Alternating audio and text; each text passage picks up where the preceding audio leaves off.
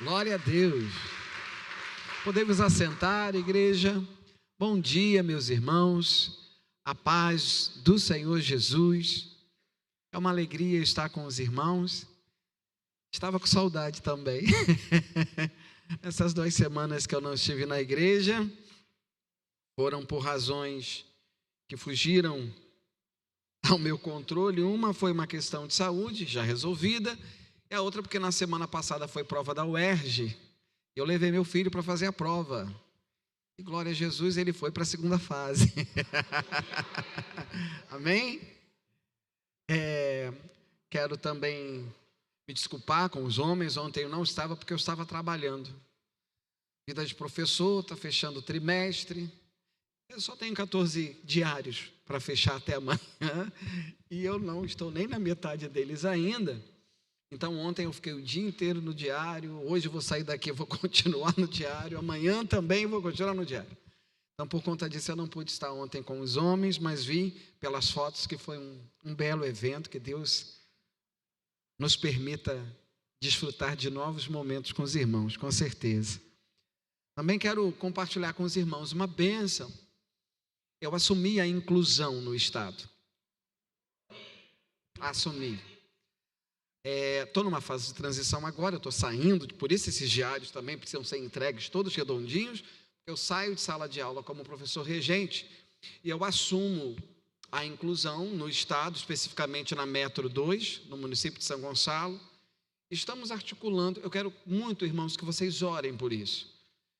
Nós estamos articulando um projeto inédito, novo, que é uma articulação entre escola e a Secretaria Municipal de Saúde de São Gonçalo. Já houve 3 reuniões. Só para vocês entenderem como é que funciona isso, por isso que eu, antes de falar da palavra de hoje, eu quero compartilhar essa necessidade de oração.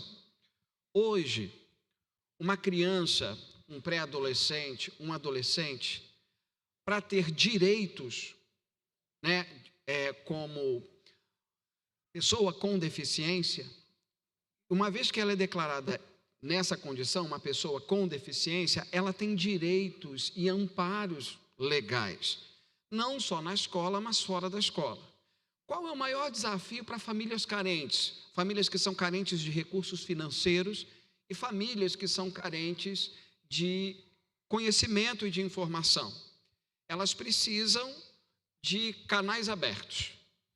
E como a inclusão está queimando no meu coração, e eu não posso negar isso, que é algo que Deus está...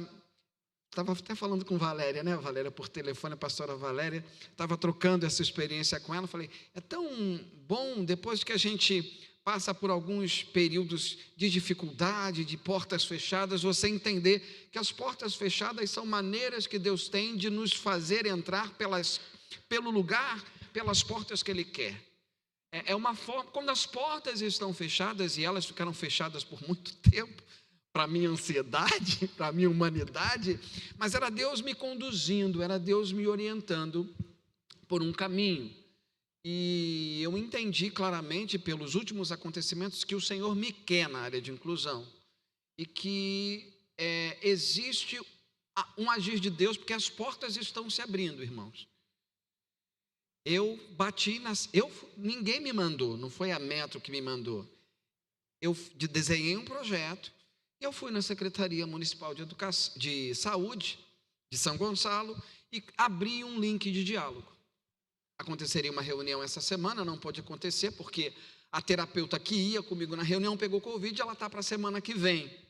Mas o fato é, a gente precisa do laudo médico, porque ainda se exige para fins de direitos constitucionais, cuidador, mediador pedagógico, transporte, e no caso, se é uma família em vulnerabilidade, até um benefício social financeiro para dar suporte. Mas fora isso, muitas crianças, a depender da deficiência, dependem de uma rede de apoio muito ampla, neurologista, psicólogo, psiquiatra, terapeuta, psicopedagogo, fisioterapeuta, fonoaudiólogo. Cada tipo de deficiência demanda um conjunto de especialistas da área clínica. Então, pela primeira vez, alguém pensou um projeto que começa na escola e termina na escola. Então, o projeto que eu desenvolvi e vou apresentar tem a escola como a porta de entrada de orientação para as famílias, e nesta proposta a escola tem a parceria direta com os especialistas em São Gonçalo. De forma que e orem para que Deus abra essas portas. Não existe nenhum benefício financeiro para mim. Existe impacto direto na vida das famílias que vão ser abençoadas com esses benefícios. A ideia é que em 2 meses, uma criança consiga um laudo clínico e seja acompanhada na escola com direito à terapia. Então, eu já fui. A escola que eu estou coordenando, ela é o piloto desse projeto, é o Colégio Dorval, que coincidentemente fica perto da gente. Olha só como são as coisas. É como Deus une. E dentro dessa perspectiva, eu já fiz parceria com os postos de saúde, e a ideia é que eu pise na Secretaria Municipal de Saúde e eles me deem um mapa. O que você precisa? Eu quero exatamente isso. Olha, meu aluno está precisando de um neurologista. Ele vai me dizer aonde está e como o meu aluno vai ser atendido com prioridade. Está precisando de um fono, está precisando de um psicopedagogo. Então, a escola dispara essas informações. É um projeto de parceria muito novo, porque a escola tem todo o protagonismo de orientação junto com as famílias, e a parte clínica faz a devolutiva, porque é na escola que essa criança vai se desenvolver. É na escola que ela vai ganhar autonomia, ao mesmo tempo que a gente vai orientar. O Dorval vai ser piloto nesses 2 meses desse projeto. Se o projeto for aprovado, executado, e a gente conseguir provar que em 2 meses a gente lauda uma criança, e a partir desse laudo, a vida dessa criança começa a mudar dentro e fora da escola, esse projeto piloto vai se expandir para todas as escolas de São Gonçalo. Olhem por isso. Isso é evangelho. Isso é evangelho. As pessoas sendo transformadas pela compaixão e graça que flui do amor de Deus e nos faz ser solidários com o próximo. E junto com isso, nessas 2 semanas que houve essa mudança de função, a mesma editora que eu lancei o livro me convidou para, dentro da mesma coleção, escrever um outro livro. Qual o tema? Inclusão. Então, no que vem, vai ter um outro livro sobre inclusão, também para orientar educadores nas escolas públicas de como se trabalha com a inclusão dentro das escolas. Então, não tem como negar que é o Senhor que está conduzindo todo esse processo, sendo muito franco, como sempre sou com os irmãos, mesmo contra a minha vontade. Mas Deus tem as maneiras dele de nos fazer entender a sua vontade, de nos fazer entender o seu propósito. Hoje nós estamos encerrando a série de mensagens em cima da carta de Tiago. Então eu queria pedir aos irmãos, por gentileza, que abram em Tiago, capítulo 5. Nós vamos ler dos versículos 13 em diante, até o final.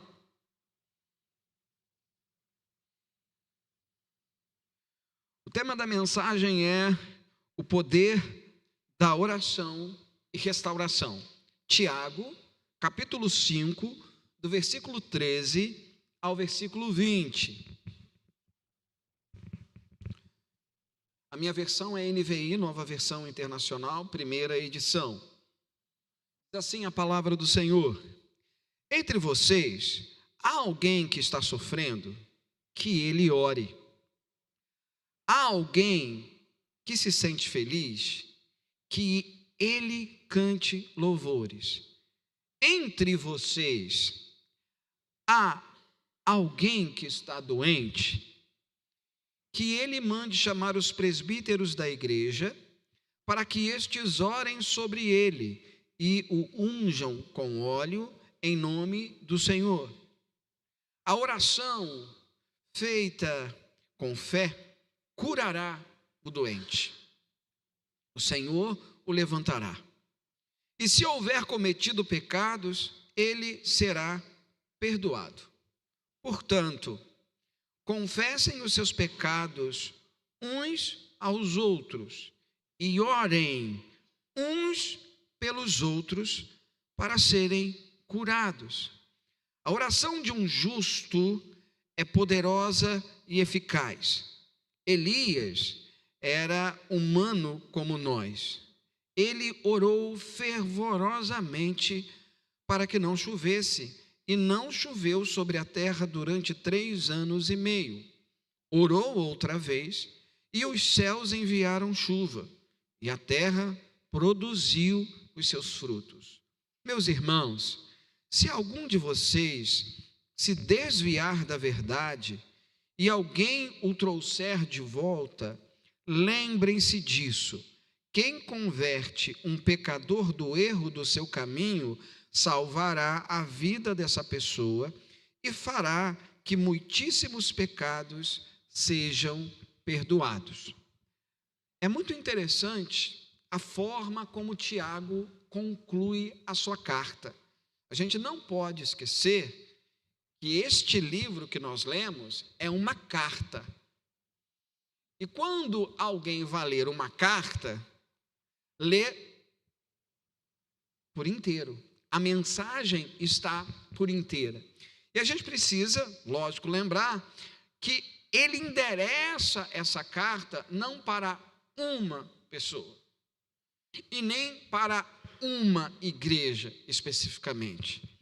Tiago, ele endereça essa carta às 12 tribos que estão espalhadas por todo o mundo. Então, a gente precisa lembrar especificamente quem é que precisava ouvir essa mensagem. Essa mensagem, ela foi lida em várias igrejas, várias comunidades formadas por judeus que se converteram à mensagem de Jesus.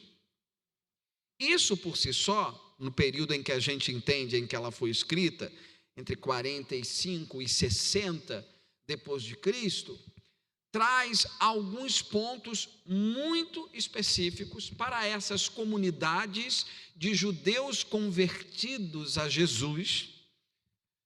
E quando a gente pensa nisso, eu queria, antes de mais nada, fazer alguma relação entre essas comunidades que viveram há tanto tempo distante da gente, são comunidades cristãs, judaico-cristãs do primeiro século, e que viveram a época em que foi escrito, ali no entorno do Mediterrâneo, ali na região da Palestina, ali na região do Egito, norte da África, ali na parte da Grécia, da Ásia Menor, Itália, talvez, ainda não tinha chegado pela época, mas vamos pegar ali, no máximo, Palestina, Antioquia e Alexandria.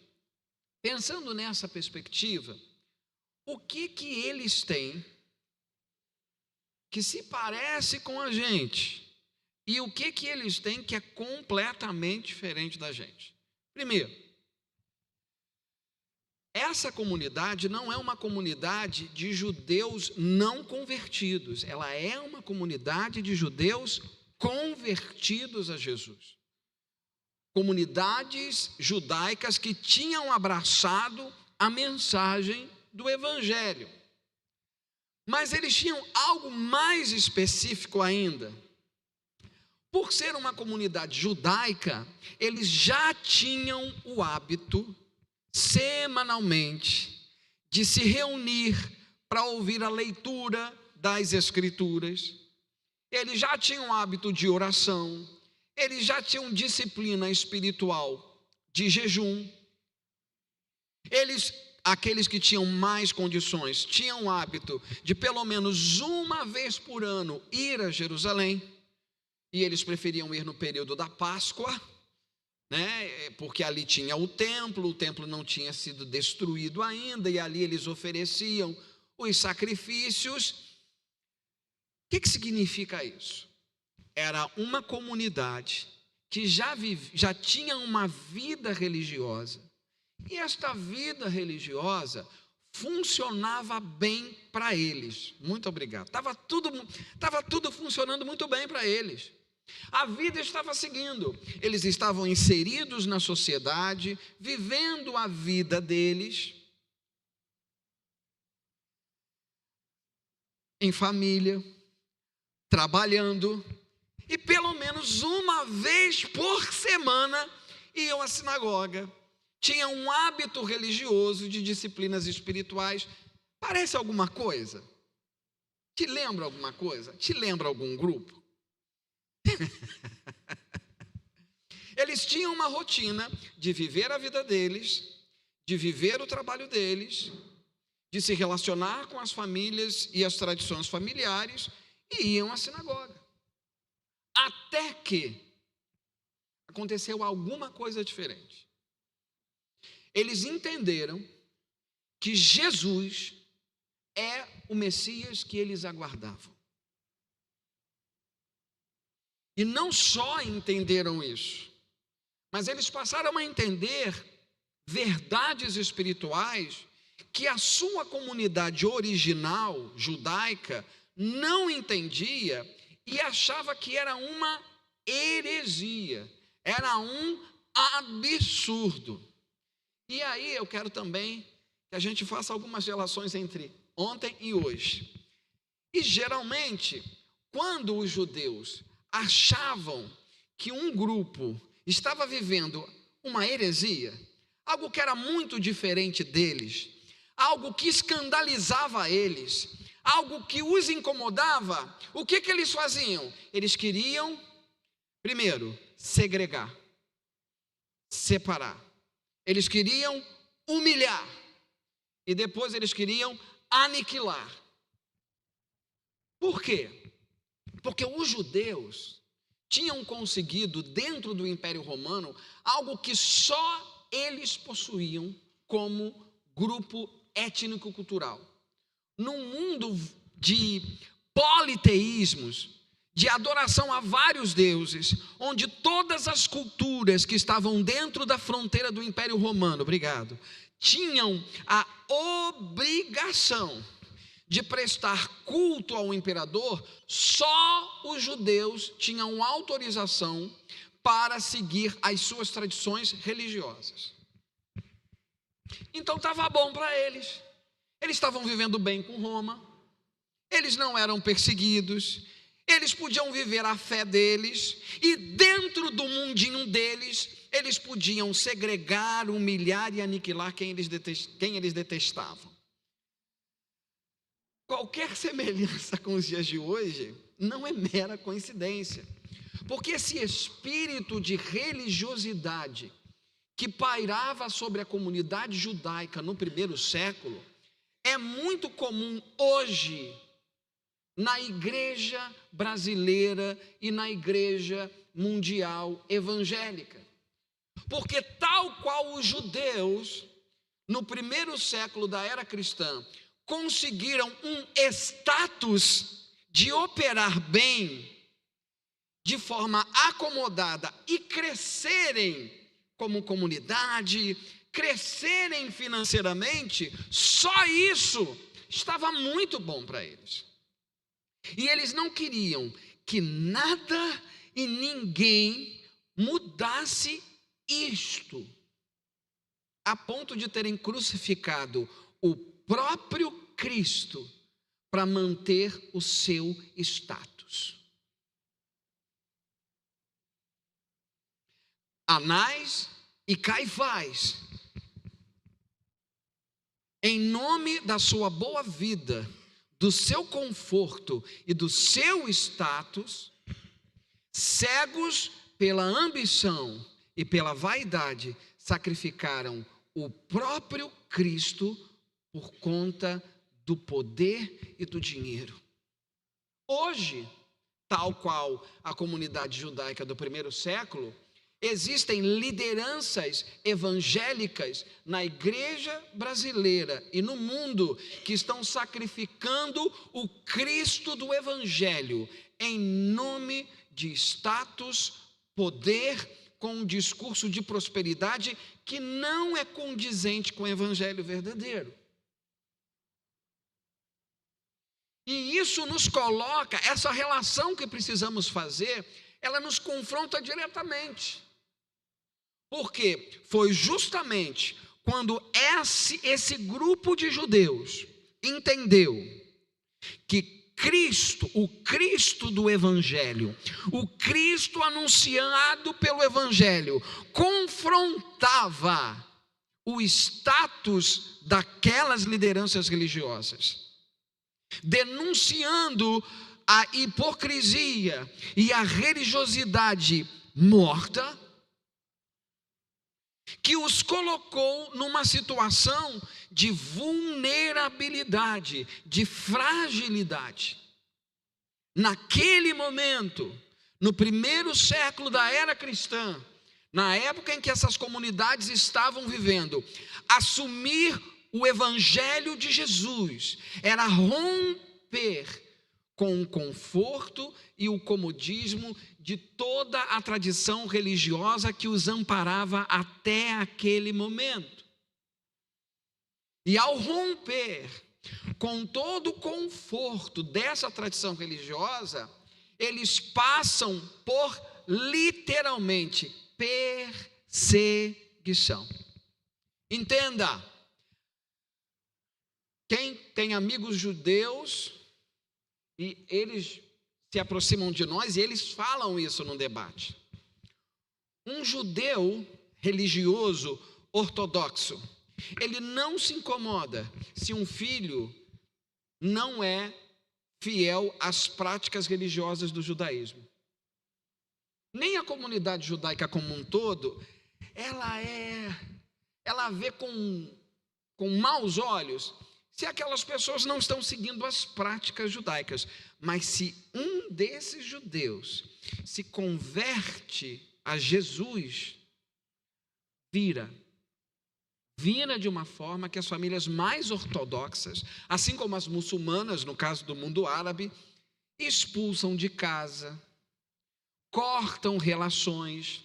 Se a comunidade judaica, assim como várias comunidades étnicas espalhadas, elas se estruturam socioeconomicamente por laços de fraternidade. Então você tem ali aquela comunidade, então você já tem, se você é um comerciante, você tem seus fornecedores. Então existe um apoia o outro financeiramente. Quando você sai desse nicho religioso, você não só sai de casa, você perde seus fornecedores, você perde suas relações comerciais, você fica numa situação de muita dificuldade financeira.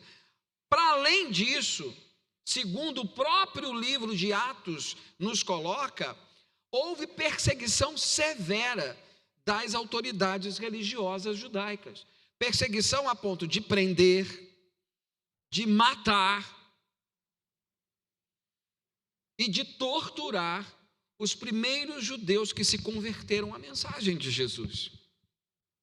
Está lá em Atos, ninguém nega.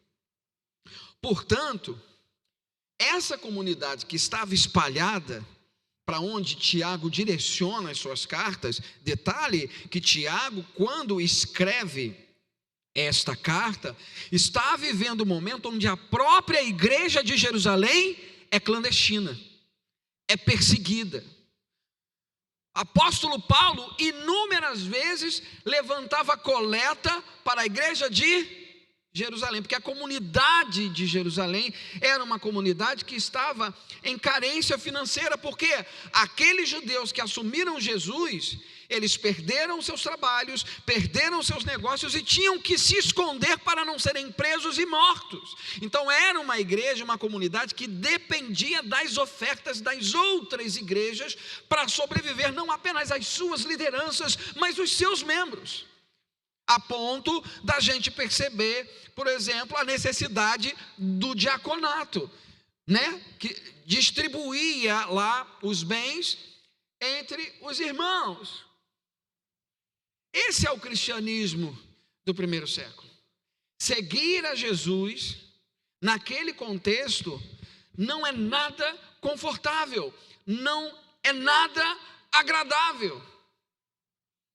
E por isso que Tiago, começa falando sobre aquilo que era gritante para essas pessoas. Ele não, como é que a gente pode falar? Ele não disfarça, ele não faz rodeios. Ele já começa a partir do versículo 2. Depois que ele faz a saudação, fala assim, meus irmãos, considerem motivo de grande alegria o fato de passarem por diversas provações. Então a carta ela começa levantando o principal ponto que incomodava aquela comunidade. É como se Tiago estivesse falando assim, eu sei o que vocês estão vivendo, eu sei o que vocês estão passando, eu sei da necessidade de vocês. E sabe o que é lindo nessa carta? Até pela época em que ela é escrita, onde tem muito pouco material na mão da comunidade cristã, os primeiros evangelhos ainda estão sendo concluídos, as primeiras cartas de Paulo estão chegando. Então as igrejas, as comunidades de fé, elas viviam muito mais do testemunho que ouviam, daqueles que iam lá dar testemunho e do que Jesus fez, da ressurreição de Jesus, e elas eram animadas pelo testemunho oral, até que chega uma carta como essa, e essa carta ela precisa ter ali, para uma comunidade que não tem o Novo Testamento, que o Novo Testamento ainda está sendo construído, não existe o Novo Testamento nesse momento, uma comunidade que está começando a ser doutrinada, orientada. Chega essa carta e ele precisa ser prático e objetivo e fazer que nesta carta estivesse os pilares que deveriam orientar não aqueles que não eram convertidos a se converter. A carta não é para não convertidos, não é uma carta evangelística, a carta é uma carta doutrinária, orientando uma comunidade de fé, como essa comunidade de fé precisa viver, se mantendo fiel, mas não individualmente, mas coletivamente. Por isso que a temática de Tiago aqui não é intimista. Tiago não está falando nesta carta da oração na perspectiva de fechar a porta do quarto e você e Deus. Não é uma perspectiva intimista. É uma perspectiva coletiva. Ele está falando para uma comunidade de fé. Por isso que muitas pessoas confundiram a abordagem da relação que Tiago faz entre fé e obras na sua carta. Por que Tiago fala tanto de obras? Porque Tiago está falando, olha, se você está numa comunidade de fé, é importante que você dê visibilidade à fé que você diz ter. É na comunidade de fé que as pessoas, sobretudo naquele momento onde não tem o escrito, que precisavam expressar publicamente a sua fé. Então, dentro dessa perspectiva, Tiago, ele bota o dedo na ferida. Ele fala tudo o que acontece dentro de qualquer comunidade de fé. É muito interessante isso. Porque ele está falando para várias igrejas que estão espalhadas por todo o mundo. Então, tudo que ele está escrevendo aqui tem um princípio que cabe a somente uma igreja local. Por isso que ela é chamada de uma carta universal. Porque tudo que é ressaltado por Tiago nessa carta diz respeito a qualquer cristão, em qualquer lugar, em qualquer tempo. E o que é bacana nessa história é que Tiago joga no ventilador. Ele fala tudo de ruim que acontece dentro de uma igreja. Então a gente não precisa de hater, a gente não precisa de fofoqueiro, a gente não precisa de críticos da igreja, porque o próprio Novo Testamento diz tudo de ruim que tinha dentro da igreja. Mas é isso mesmo. O que tem nessa igreja de ruim? Vamos lá. A gente passa. Primeiro, inveja, orgulho, fofoca. mentira,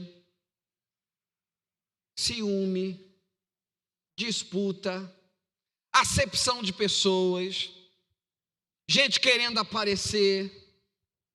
Isso não acontece aqui. Sei lá, aconteceu lá atrás. O ponto, ele vai enumerando diversas questões que existem dentro da igreja. E é o que ele está querendo dizer. Olha, nós estamos sendo expostos à palavra.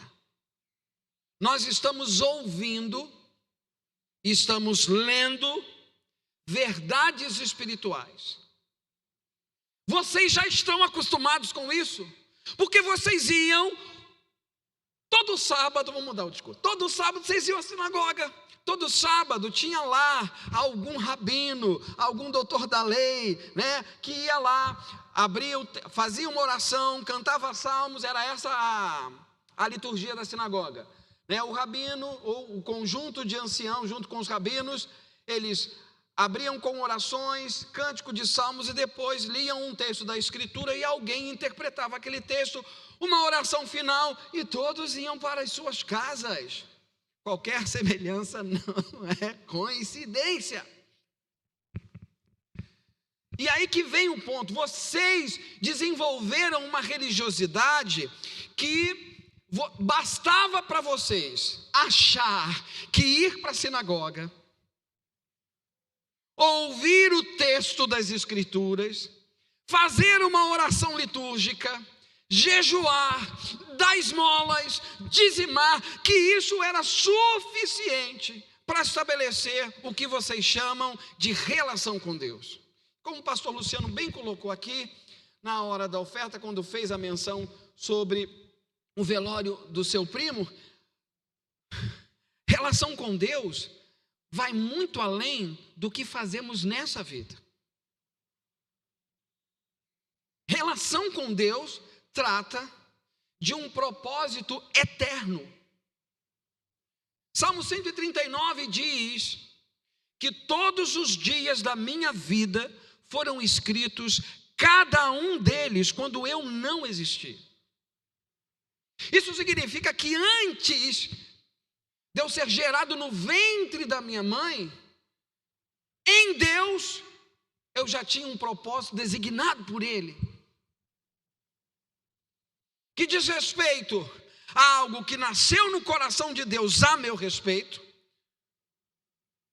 e a partir disso, há qualidades em mim, genéticas, psicológicas e inúmeras outras, que Deus plantou em mim, que tem a ver com este propósito que eu preciso cumprir nele.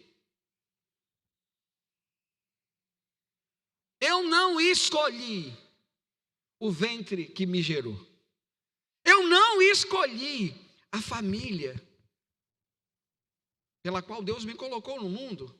Também não tenho o poder de decidir quando eu vou embora daqui. E uma das coisas que a maturidade e a vida adulta nos faz entender é que nós não temos o controle de absolutamente nada. Quando achamos que tudo está bem, quando achamos que tudo vai bem, e a gente tem aquela sensação assim, planejando e fazendo. Pessoas como eu, que são muito sistemáticas, coléricas, perfeccionistas, que desenham, planejam, executam, e quando a coisa sair exatamente como a gente planejou, pessoas como eu têm uma sensação de satisfação, porque isso nos dá um senso de controle muito grande. Da mesma forma, quando tudo dá errado, isso traz sobre nós o quê? Uma frustração, né? Uma angústia. Por quê? Porque a gente sente que a gente está perdendo o controle, que a gente nunca teve, mas a gente tem essa ilusão que a gente tem, o controle das coisas, o controle da vida. Mas por que você está falando isso, irmão? Porque o Evangelho, ele nos coloca no lugar que Deus tem para nós. O que o Evangelho propõe para mim e para você? Renuncie seus direitos.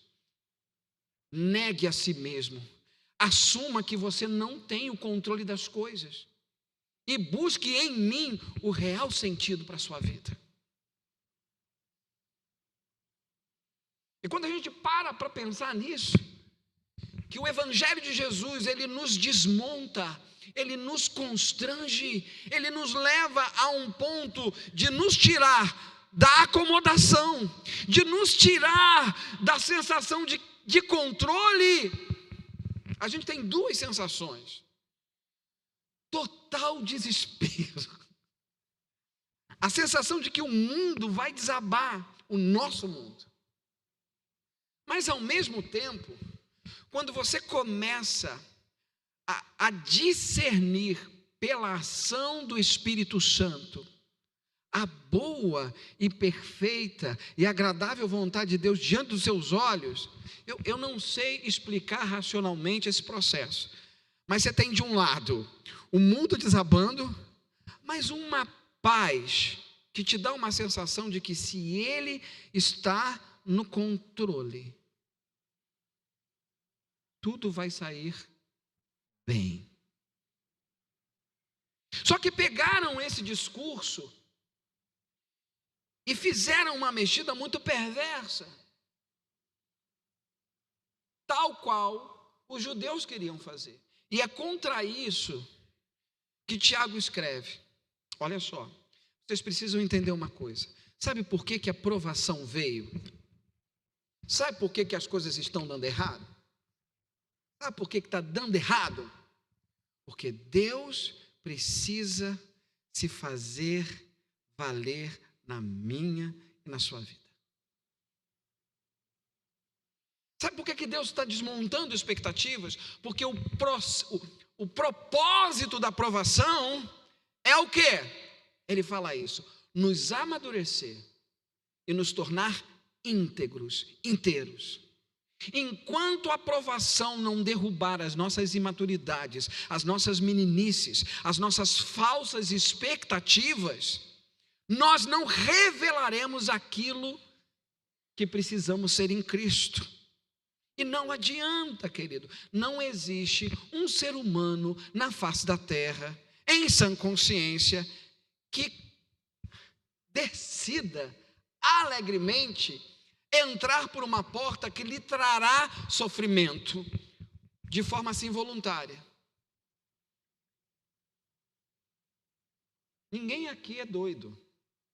Em que sentido doido? Ninguém aqui quer sofrer. Você quer sofrer, irmão? Ninguém aqui ama sofrer. Nós temos expectativas, nós somos seres humanos que temos sonhos. Tem gente que engana a gente, acha que quer transformar os nossos sonhos nos sonhos de Deus. Com todo respeito à pastora Ludmila Weber, já falecida e no Senhor, Não. Deus não tem sonhos, Deus tem propósitos. Com todo respeito à licença poética que ela usou nessa música. Nada contra ela, podemos cantar, tudo bem. Mas só para dizer que muita gente, ouvindo a pastora Ludmila cantar os sonhos de Deus jamais vão morrer, pegam esta expressão da canção e falam assim: os meus sonhos são os sonhos de Deus. Então Deus vai realizar os meus sonhos, porque os meus sonhos são os sonhos dele. E aí Tiago fala assim: parem com isso. A aprovação derrubou todo mundo, toda a articulação, toda a rede de segurança de vocês tombou. E o pior da situação, vocês que hoje formam uma comunidade estão cheios de problemas, porque vocês ainda acham que quando falta o recurso financeiro, o primeiro rico que entra na comunidade de vocês, ele tem que ter status, ele tem que ser paparicado. Por quê? Porque ele tem a fonte. E o pobre, que só vem para mamar o pouco que a gente tem e dá trabalho, deixa ele lá nos fundos, porque aí ele vaza e é menos um trabalho para pensar.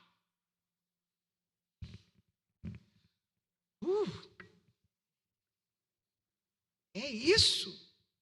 Está aqui, irmão.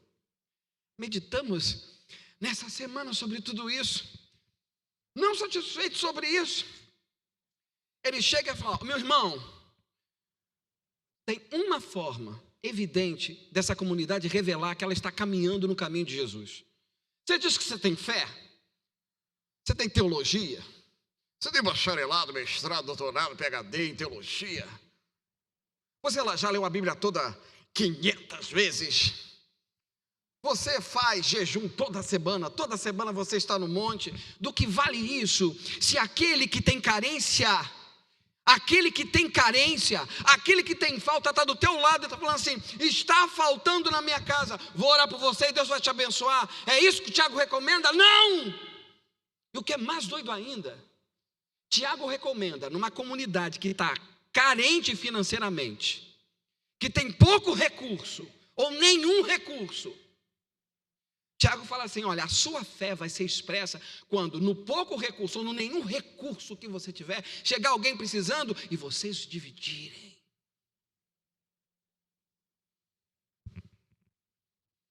É isso que essas comunidades estão vivendo. Mas ele derruba outra perspectiva. Lá no capítulo 3 ele fala assim: olha, vocês querem ser mestres, vocês querem pregar, vocês querem ensinar as pessoas. Qual é a motivação do coração de vocês? Primeira coisa que você tem que saber: você quer pregar, você vai ser o primeiro a tomar lambada. Se é você que mais sabe, maior juízo virá sobre você. Você quer saber para quê? Aqui o capítulo 3, quando ele fala sobre a língua, sobre muito falar e sobre a sabedoria, ele está falando especificamente para aqueles que almejavam a liderança nas comunidades. Vocês acham que se vocês provarem que vocês são inteligentes, excelentes comunicadores e bons frequentadores de culto, ao se exporem na igreja, vocês vão ser os primeiros a receber a boa vida, assim como os rabinos? Não! Se vocês ensinam, vocês têm que ser os primeiros a renunciar, porque a sabedoria divina não se vive com a boca, se vive com a vida. Se você quer ser mestre, se você quer liderar, se você quer pregar, se você quer ensinar, você não vai ensinar com a boca, você vai ensinar com a sua vida. Então você deve ser o primeiro a renunciar, porque você deve ser o exemplo da sua comunidade de fé com a sua própria vida. É como se Tiago estivesse falando assim: acabou essa história de discursinho barato em cima do púlpito. Chega de falar palavras bonitas para emocionar as pessoas, dizendo aquilo que elas podem conquistar para ser feliz nessa terra. Não. Vive a renúncia, expressa a renúncia, dê testemunho dela pela causa do evangelho, e aqueles que você lidera te seguirão. Ainda que seja para entrar dentro de um coliseu para morrer com você. Ainda que seja para ser apedrejado como Estevão, porque deu testemunho da verdade. Ainda que seja para ser decapitado como Tiago. Ainda que seja para parar numa cruz, como Jesus o foi, como Pedro foi e como Tomé o foi. Após Jesus, a tradição cristã nos dá testemunho de que Pedro foi crucificado de cabeça para baixo e Tomé foi crucificado numa cruz em forma de X. Fora os outros. Aí você chega assim: irmão, você está falando sério? Porque se o evangelho é isso, quer isso para mim não. Estou fora! Isso é coisa de maluco! Continuando. E aí ele vai falar exatamente quando a gente assume tudo de podre e de ruim que a gente é e tem, as ambições que vão nos assediar. Eu tenho desejos, eu tenho vontade de ser elogiado, eu tenho vontade de ser promovido, eu tenho vontade de ter uma vida boa, e não há problema, porque em nenhum momento Tiago está condenando os que têm dinheiro na comunidade de fé. Ele apenas os alerta: se vocês têm, tenham para ser canais da provisão. O dinheiro que Deus fez chegar na mão de vocês era para prover, não só a vida de vocês. ele convoca os ricos a derrubarem toda a perspectiva de elitização e de hierarquização. Mas Jesus não era comunista, irmãos. Nem eu, graças a Deus por isso. Jesus me libertou dessas ideologias. Não estamos falando de comunismo, até porque o cristianismo antecede ao comunismo. Então tem alguns ideólogos de esquerda que falam assim: não, mas Jesus era comunista. Eu falei: Jesus nunca foi comunista. Por quê? Porque o comunismo existiu depois de Jesus. É mais fácil então falar que Marx foi cristão. Porque se Marx está propondo dividir, ou se qualquer comunista propõe, então inverte a história. Só que aí incomoda os ateus. Mas isso é uma outra história. O ponto aqui é que não existe nenhuma condenação aos ricos na comunidade de fé, apenas uma orientação. Nenhuma orientação de que quem tem em sua vida de trabalho largue tudo para viver da fé. Não é isso que Tiago está falando. Ele está chamando essa comunidade a fazer o seguinte: olha, tudo o que vocês têm, dentro e fora da igreja, existe para glorificar o nome de Jesus e anunciar a palavra do Evangelho. Se você não entender que é para esse propósito, e todas as vezes que o Senhor, pelo seu Espírito, porque não sou eu que faço isso, é impossível, se você pegar uma pessoa que tem dinheiro fazendo uma doação vultuosa, sem nenhum interesse por trás, só Deus para fazer isso. Sem nenhuma politicagem, sem nenhuma renúncia fiscal para abater no imposto de renda, etc, etc e tal. Só o Espírito Santo pode mover você e eu a doar de 1 a 1 milhão, de R$1 a 1 milhão. Só o Espírito Santo é capaz de convencer os seus a abrir mão do seu egoísmo. Mas Tiago está falando: vocês foram chamados para um novo tipo de vida, a vida que glorifica o nome de Jesus. E aí vem o entendimento da conclusão dessa passagem que está aqui no final. Depois que ele fala de tudo, ele retorna ao tema da paciência e do sofrimento, e aí ele vai dizer algo muito, muito importante: o poder da oração para manter uma igreja de pé. Mas veja que a oração, como está recomendada aqui por Tiago, não que nós não possamos ter vida de oração individual, não estou falando isso, mas volto a dizer, Tiago está falando para uma comunidade de fé. E ele diz: todos os problemas que vocês tiverem como comunidade de fé, vocês podem resolvê-los em oração como comunidade de fé. Então, por isso que ele usa o termo entre vocês, né? Entre vocês, há alguém que está sofrendo? Qual é a recomendação? Ora. Há alguém que está feliz? Então celebra com essa pessoa a razão da fé. Ou seja, ele o tempo todo ele constrói uma relação da comunidade de fé sustentando a si mesma. Por quê? Porque Deus não nos criou para o individualismo. Essa é a essência, irmãos. Deus não nos criou para o individualismo, para vivermos em torno do nosso próprio umbigo. Tudo na igreja é expressão do corpo. É para o corpo, porque o corpo é de Cristo, sua igreja que é noiva dele. Nada que se faz aqui deve promover uma pessoa, um nome, uma liderança. O nome que deve ser levantado em nossa comunidade de fé é o de Jesus. É Ele que tem que ser levantado, é Ele que tem que ser glorificado, é Ele que tem que ser adorado. E nós, e é isso que o Tiago fala, precisamos cooperar uns com os outros em oração, para que Cristo seja aperfeiçoado em nós. Então ele fala das coisas mais básicas, sentimentos de tristeza e alegria. Temos na comunidade ferramentas para vivermos e sanarmos. Continua. Entre vocês há alguém que está doente, há enfermidade no meio de vocês. Então, pela oração e unção dos presbíteros, há como ter cura. E ele fala de uma coisa linda, que derruba toda perspectiva de juízo, de julgamento, de dedo em riste, de dedo apontado. Está alguém em pecado?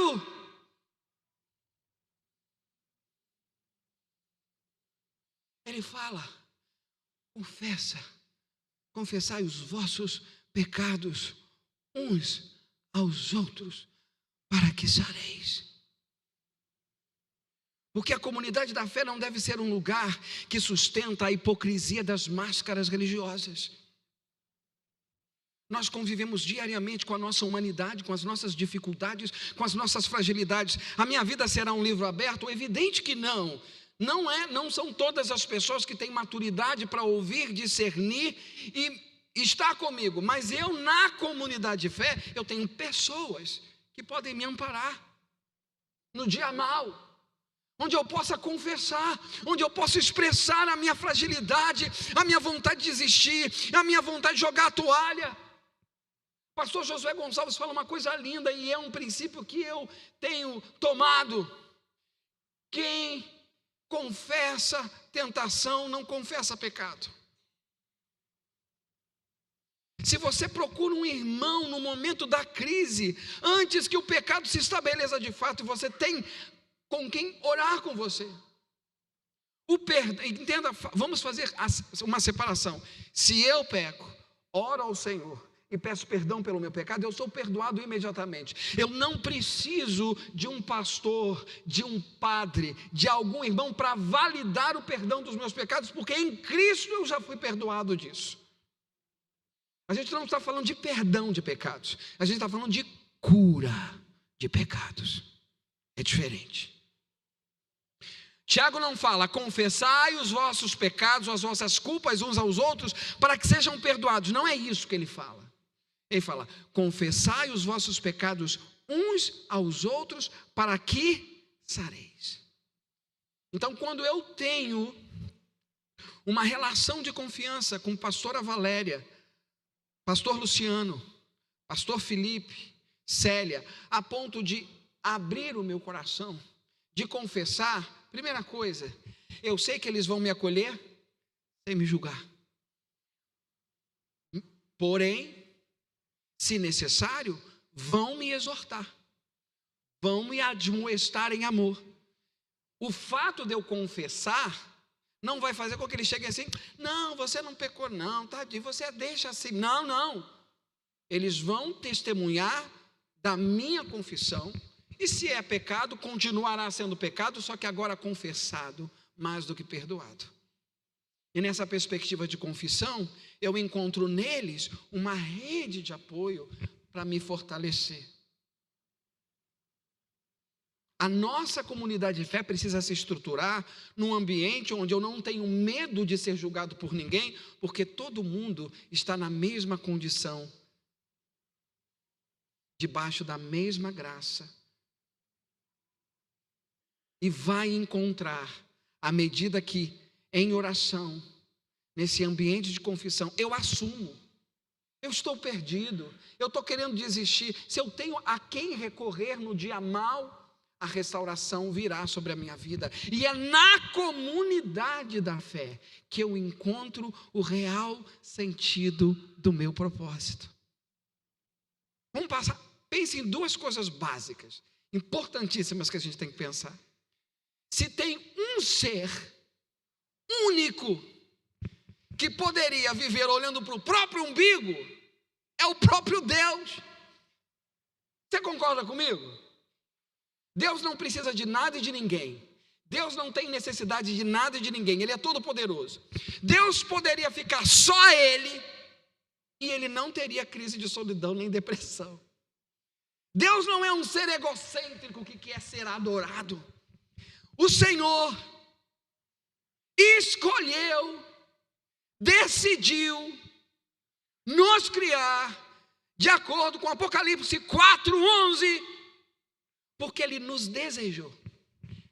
Deus, quando nos criou nele, nos criou para Ele, para compartilhar a sua glória. Deus só nos criou para dar de si mesmo a nós. E a resposta a essa vontade plena dele de criar, dele me criar, é devolver a Ele a adoração. Porque Ele é a fonte que supre toda a carência e necessidade, porque dele saímos e para Ele retornaremos. E se eu tenho essa consciência em vida, eu consigo ser suprido em meio às carências materiais. Segundo passo, que é muito claro, são princípios eternos que a palavra nos revela. Quando Deus fez Adão, Deus fez também Eva. Deus não decidiu criar Eva depois. Capítulo 1 diz que Deus fez homem e mulher. Ou seja, Deus não projetou Adão para viver sozinho. Deus, desde o início em que pensou a humanidade como um casal, macho e fêmeo, homem e mulher, Adão e Eva. E os pensou desta forma para construírem por meio da reprodução, comunidade e família. Deus não pensou um homem para viver em torno de si mesmo. Terceiro e último propósito, quando Paulo escreve na carta aos Efésios, no capítulo 5, ele fala da relação entre homem e mulher. Ele pede o que da mulher? Submissão, obediência. Mas ele pede o que do homem? Amar a sua esposa como Cristo amou a sua igreja. Nessa perspectiva há complementariedade. Nenhuma esposa terá dificuldade de se submeter a um homem que a ama como Cristo amou a igreja.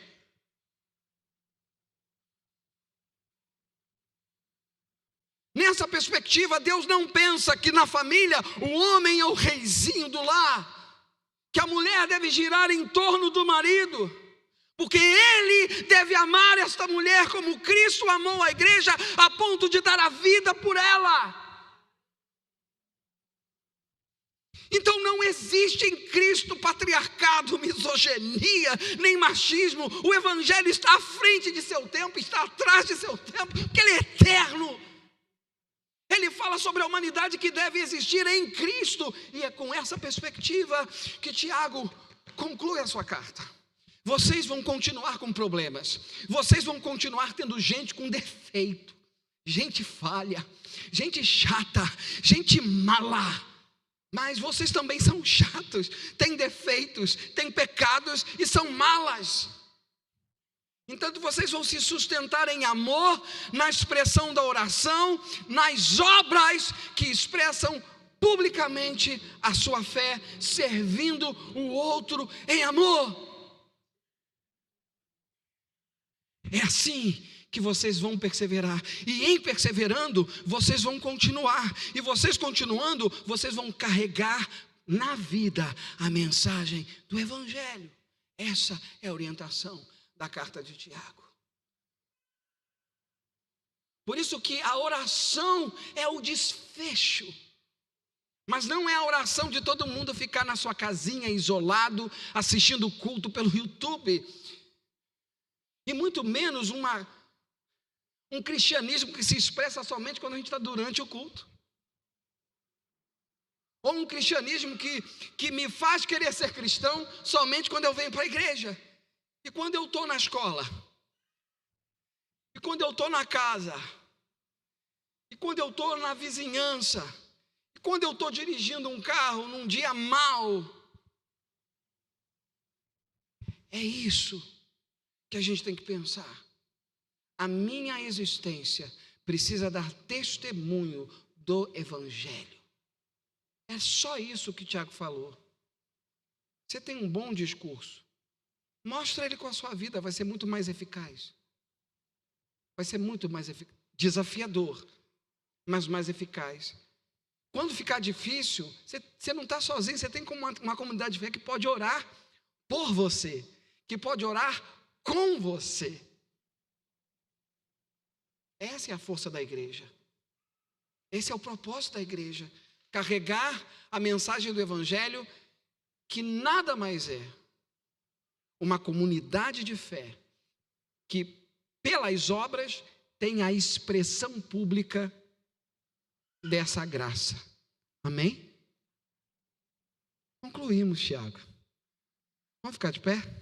Ministério de música, por favor. Eu pedi que eles cantassem uma canção que fala muito sobre é Ele, por Ele que eu estou gastando a minha vida.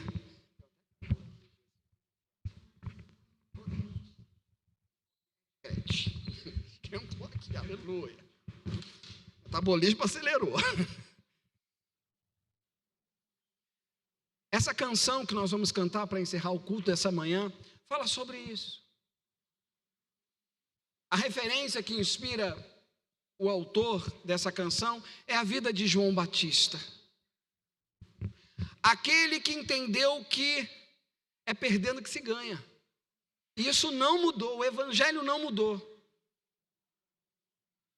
O Evangelho é um convite para a perda. Mas é isso, irmão. É isso, crente.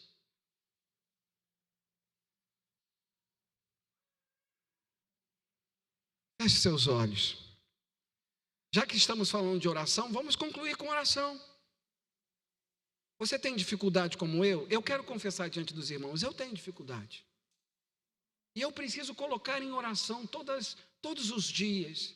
Senhor, me ajuda a não querer aparecer, a não querer só ganhar. Senhor, me ajuda a quebrar meu orgulho, a minha arrogância, a minha presunção, a minha vontade de ter evidência e protagonismo. Senhor, trata com as minhas frustrações, todas as vezes que pessoas feriram o meu orgulho, e eu achava que tinha que ser honrado. Senhor, eu quero abrir mão dessa baboseira toda. Sabe, enquanto eles estão aí preparando os instrumentos, pense. Agora sim, nós estamos na igreja, mas eu queria que você pensasse em você. Sabe, como Paulo recomenda à igreja de Corinto, para sondar a si mesmo. Sabe, sonde a si mesmo. Salmo 139, sonda-me, ó Deus, e vê se há em mim algum caminho mau, e guia-me e leva-me para o teu caminho. Você não precisa falar, eu só queria que você e Deus, nesse momento, que você pudesse falar para o Senhor, das suas fragilidades, das suas crises, daquele pecado que você ainda não conseguiu vencer. Você tem momentos que vence, mas cai, está em ciclo. Ou então você já jogou a toalha e está numa frieza, numa indiferença. Fala com Ele agora. Fala para Ele daquilo que tem te impedido de crescer na fé. Fala para Ele o que tem te trazido peso de culpa. Você vem sentindo todas as vezes que você quer orar um pouco mais intenso, o diabo vai com o dedo em risco e te acusa de um pecado, e aquilo te constrange, aquilo te intimida, aquilo te desanima. Fala agora para o Senhor. Sabe, nós estamos num ambiente de fé, de comunidade, e nós vamos orar para que possa se romper na sua vida esse ciclo, para que o Senhor possa encontrar em você um coração fiel, e que você se renda a Ele, entendendo que não é na força do seu braço, mas é confiando que Ele tem um chamado, um propósito para a sua vida.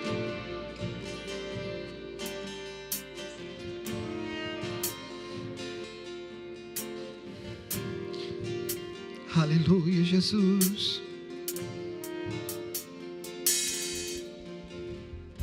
Estou preparando um caminho,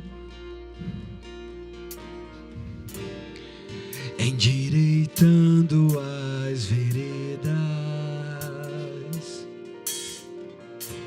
e cada vez mais diminuindo. Porque importa que Ele cresça, porque importa que Ele cresça. E nele meu prazer está, e nele o meu prazer está. Eu não sou digno de desatar as suas sandálias. E nele a minha vida, e nele a minha vida está. E eu caminho com a certeza de que Ele virá.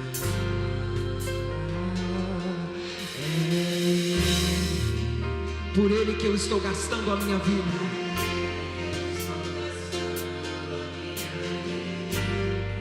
Perdendo tudo por amor e com alegria. Dono dos meus dias. É Ele.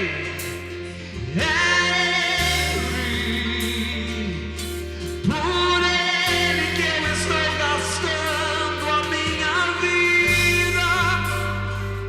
Perdendo tudo por amor e com alegria.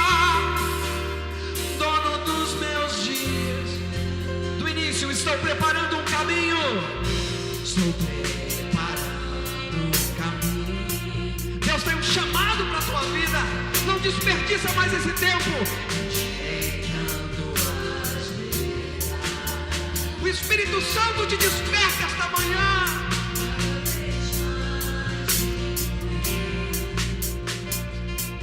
Porque importa que Ele cresça. Porque importa que Ele cresça.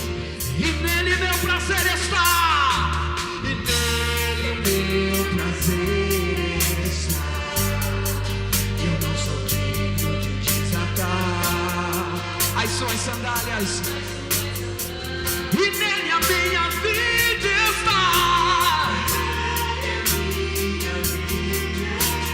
E eu caminho com esta certeza. Maranata! De que Ele irá. É Ele. Por Ele que eu estou gastando a minha vida. Perdendo tudo por amor e com alegria. Dono dos meus dias. É Ele. E é Ele. Por Ele que eu estou gastando a minha vida. Perdendo tudo por amor e com alegria.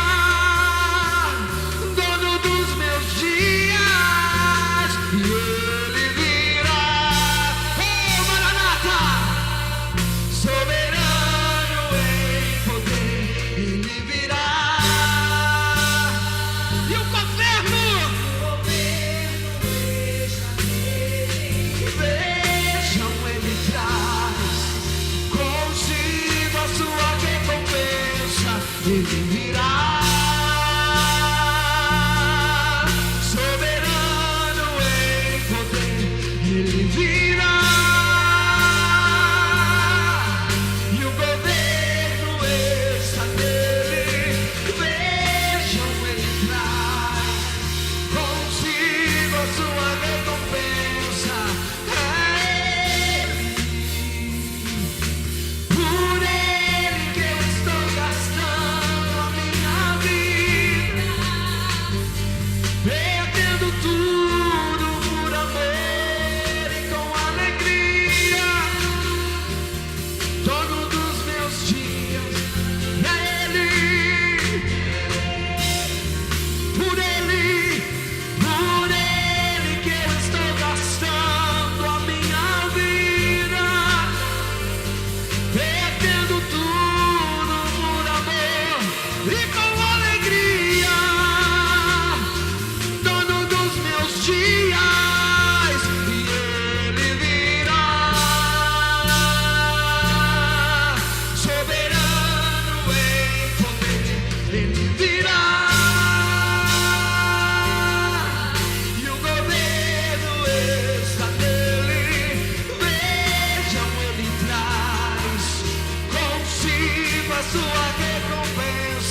Ele virá, soberano em poder. Ele virá, e o governo está nele. Vejam, ele traz consigo a sua recompensa.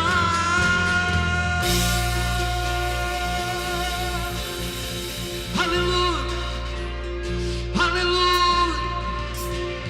A nossa esperança nele está. Não importam os tempos de crise, não importam os dias maus, importa que ele me chamou, ele me escolheu, ele me elegeu.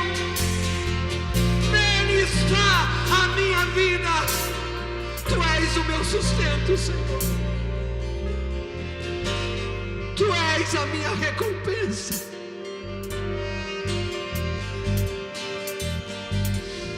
Tu és a minha porção, Senhor. Tu és a minha herança. Mesmo quando eu não entendo, mesmo quando eu não aceito, mesmo quando eu choro, mesmo quando eu gemo de dor, mesmo quando eu grito em meio ao desespero, mesmo quando eu me decepciono comigo mesmo e com as pessoas que estão à minha volta, mesmo quando eu me frustro, o Senhor é soberano sobre a minha vida. O Senhor está no controle de todas as coisas. Senhor, aviva a tua obra em nós.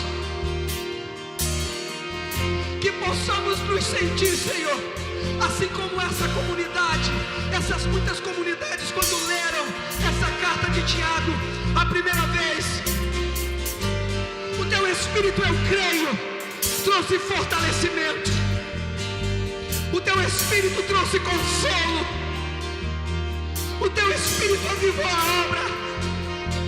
Assim como essa primeira audiência, ao ouvir essa leitura, se sentiu fortalecida, confortada, consolada, que nós nesta manhã possamos sair confortados, consolados, fortalecidos, mas que também sejamos confrontados pela verdade do Evangelho. Tira-nos do comodismo, Deus. Tira-nos da mesmice de nós mesmos, da mesmice dos nossos planos e projetos egoístas. Leva-nos a ir além do que consumimos. Leva-nos a ir além da sociedade de consumo, da promoção da meta, do sucesso. O Evangelho não é isso, Senhor. O Evangelho não é bater meta. O Evangelho não é carreira de sucesso. O Evangelho não é vitrine de propaganda de família margarina. Derruba esses paradigmas, esses sofismas do meio de nós, Senhor. Derruba a religiosidade, a hipocrisia, a imoralidade, o egoísmo, a falsidade de nós. Restaura-nos segundo sua imagem e semelhança. Faz a tua obra em nós, Senhor. Porque o teu filho, o apóstolo Paulo, falava: aquele que começou a boa obra é fiel para cumprir. E nós cremos, Senhor. Nós cremos, Senhor. Leva-nos, Senhor, para os nossos lares, debaixo da sua bênção, da sua paz, da sua graça. Oh Deus, dá-nos uma semana abençoada, que possamos entender o que tu tens e queres para nós. Nos faz romper, Senhor, com toda a religiosidade fria, distante, e nos leva a viver o Evangelho na prática.